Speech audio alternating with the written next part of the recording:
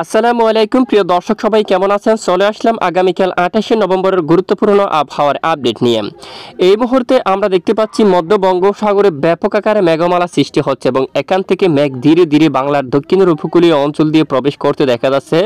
তো এই মেঘ থেকে আজ রাতে বৃষ্টিপাতের সম্ভাবনা আছে কিনা তা আপনাদেরকে জানিয়ে দেবো। এছাড়া আগামী 24 থেকে 48 ঘন্টায় রাজধানী ঢাকা বিভাগ থেকে শুরু করে দেশের উত্তরাঞ্চল, দেশের দক্ষিণাঞ্চল সহ ভারতের পশ্চিমবঙ্গ, উত্তরবঙ্গ, আসাম, ত্রিপুরা এবং বাংলাদেশের 64 জেলার আবহাওয়ার পরিস্থিতি কেমন থাকবে, কোন কোন জেলায় বৃষ্টিপাতের সম্ভাবনা রয়েছে, সম্পূর্ণ বিস্তারিতভাবে জানিয়ে দেওয়া হবে। এছাড়া বঙ্গোপসাগরের বুকে গভীর নিম্নচাপটি কোন দিকে আগাবে এবং ঘূর্ণিঝড়ে পরিণত হয়ে কোথায় আঘাত করতে পারে তা বিস্তারিতভাবে জানিয়ে দেওয়া হবে। এছাড়া বেশ কিছু এলাকায় প্রচণ্ড ঠান্ডা শীত কিন্তু অনুভব হচ্ছে এবং আগামী 3 থেকে 4 দিনের মধ্যে খুলনা, বরিশাল এবং চট্টগ্রাম বিভাগের কিছু কিছু এলাকায় প্রচণ্ড আকারে ঝড় বৃষ্টিপাতেরও কিন্তু সম্ভাবনা রয়েছে।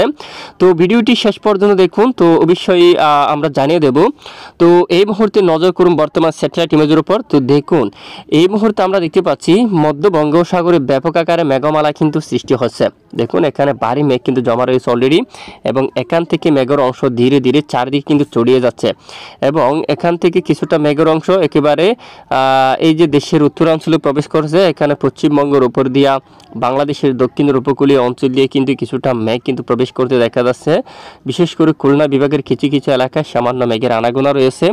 দেখুন এখানে বাগেরহাট, মংলা, শ্রীকান্তাপুর, খুলনা, টুঙ্গিপাড়া, কাউখালী, বরিশাল, গুরুনাদি, এবাইনগর, সাতক্ষীরা সহ বেশ কিছু এলাকায় কিন্তু আকাশ একেবারে মেঘলা অবস্থা রয়েছে। এছাড়া এদিকে দেখুন চট্টগ্রাম বিভাগের দিকে যদি আমরা একটু দেখি, ফটিকছড়ি, চট্টগ্রাম এবং সেনবাগ এবং এদিকে খাগড়াছড়ি সহ দিঘিনালা আশেপাশে অনেক এলাকায়, এখানে রাঙ্গামাটি, বিলাইছড়ি, রাজস্থলী, চট্টগ্রাম, হাটহাজারী, ফটিকছড়ি, মানিকছড়ি সকল এলাকায় একেবারে কিছুটা মেঘের আনাগোনা কিন্তু শুরু হয়ে গেছে আজ রাত থেকে। তো এখানে দেখুন এখনও পর্যন্ত যেহেতু বৃষ্টির মেঘ তৈরি হয়নি, তো এখনও এখানে বৃষ্টির মেঘ আসেনি।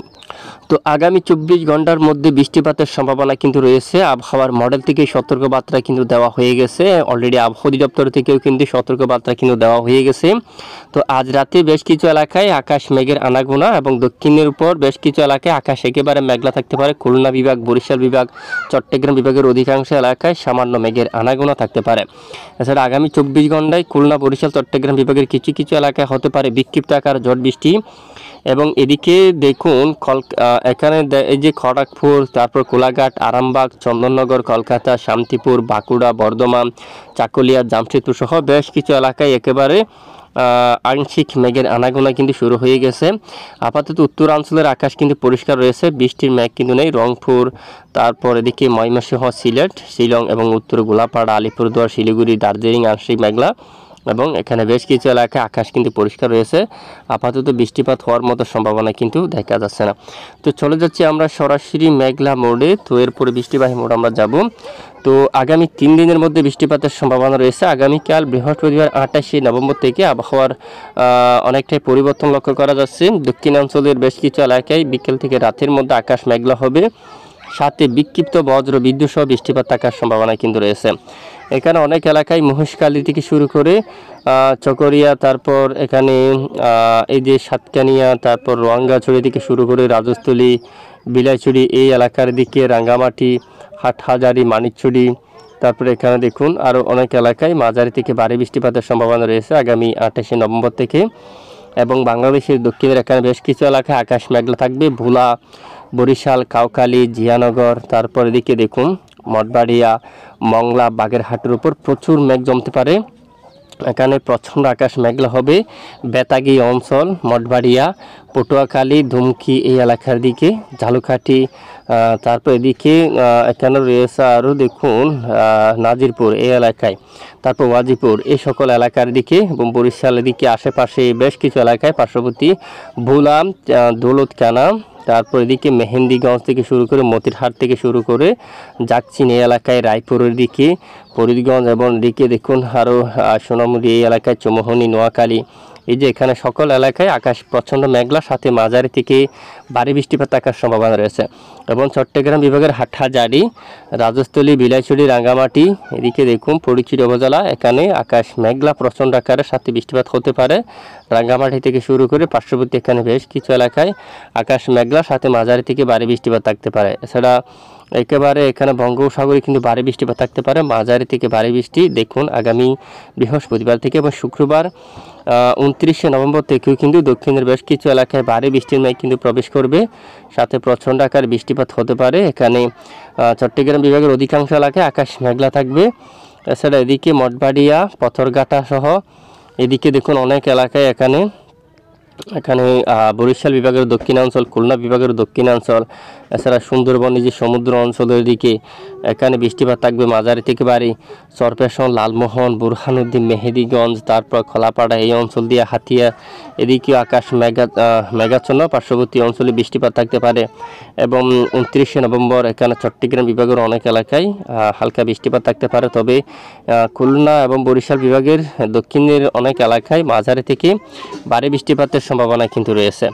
পাশাপাশি এদিকে কুতুবদিয়া সহ সাতকানিয়া এবং এদিকে বাঁশখালী, আনোয়ারা, পটিয়া, চট্টগ্রাম, বালুচড়া এখানে আকাশ মেঘলা, সাথে কিছু এলাকায় বিক্ষিপ্ত আকারে বৃষ্টিপাত থাকতে পারে।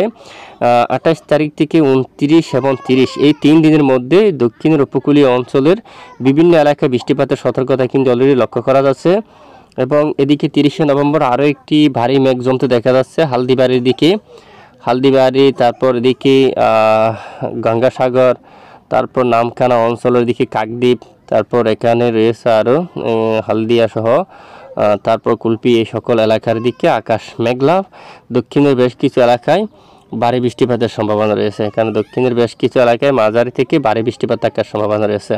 পাশাপাশি 30শে নভেম্বর আরও দেখি খুলনা, বরিশাল এবং চট্টগ্রাম বিভাগের অনেক এলাকায় প্রচণ্ড আকাশ মেঘলা থাকতে পারে, একেবারে কালো মেঘে ছেয়ে যেতে পারে রাঙ্গামাটি এবং রাজস্থলী, হাটহাজারী এখানে সকল এলাকায়, সাতকানিয়া, রঙ্গাছড়ি, এই চট্টগ্রাম বিভাগের দক্ষিণের সমস্ত অঞ্চল জুড়ে আকাশ কিন্তু মেঘলা হবে।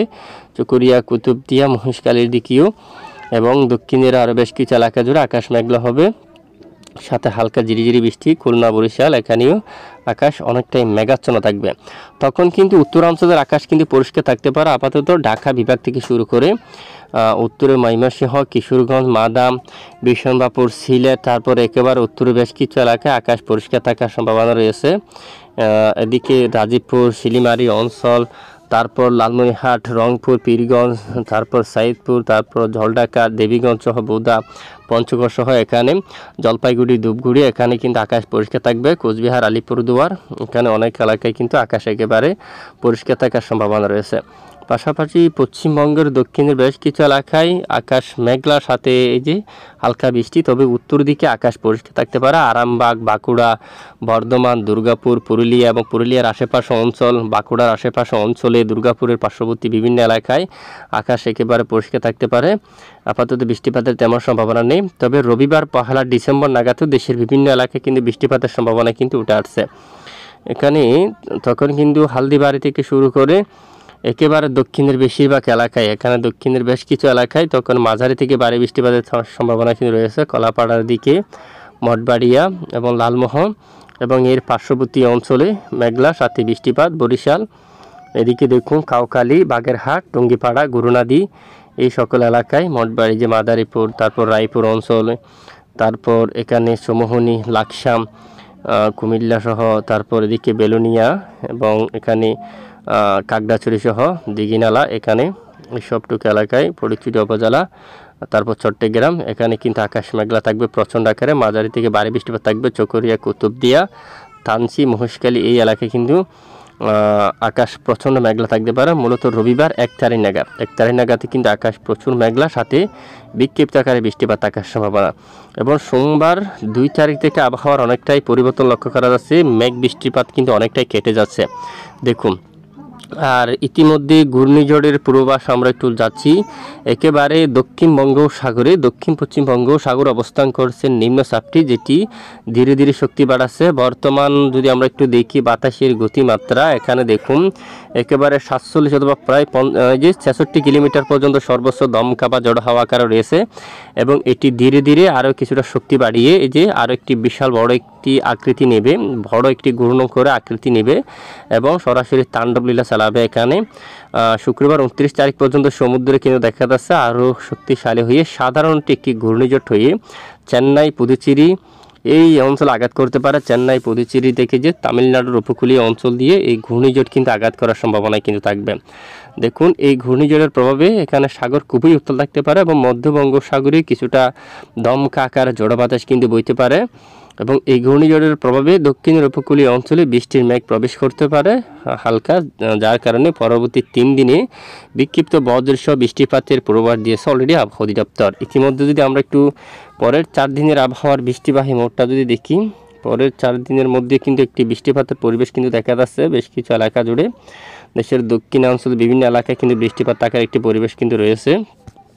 তো আমরা দেখাই, এই যে দেখুন পরবর্তী যে 4 দিনের যে ম্যাপ রয়েছে সেই ম্যাপের মধ্যে দেখুন এখানে কলাপাড়া অঞ্চল, পতরঘাটা, তারপর এদিকে মঠবাড়িয়া, তারপর জিয়ানগর, কাউখালী এদিকে, তারপর লালমোহন, বুরহানুদ্দিন, তারপর সরপেশন, এখানে হাতিয়া এই অঞ্চল দিয়া, তারপর এদিকে দেখুন সাতকানিয়া, রোয়াঙ্গাছড়ি, রাজস্থলী, হাটহাজারি এবং এদিকে বিলাইছড়ি, রাঙ্গামাটি, মানিকছড়ি এই সকল এলাকায় কিন্তু এই যে মাঝারি থেকে বাড়ে, এদিকে কিন্তু হালদিবাড়ির দিকে ভারী বৃষ্টিপাতের সম্ভাবনা রয়েছে।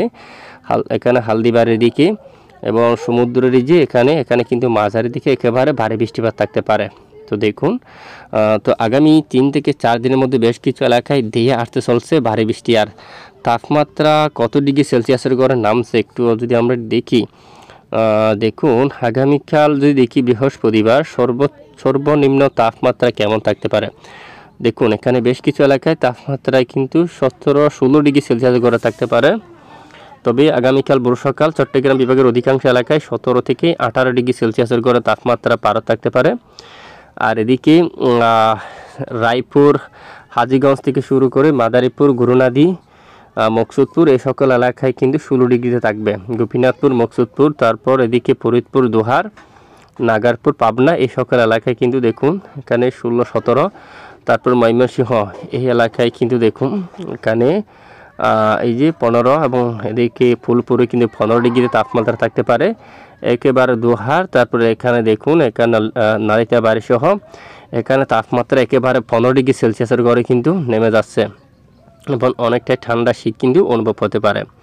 তো যাই হোক, এ হচ্ছে আজকের আবহাওয়ার গুরুত্বপূর্ণ আপডেট। এতক্ষণ আমাদের সঙ্গে থাকার জন্য অসংখ্য ধন্যবাদ।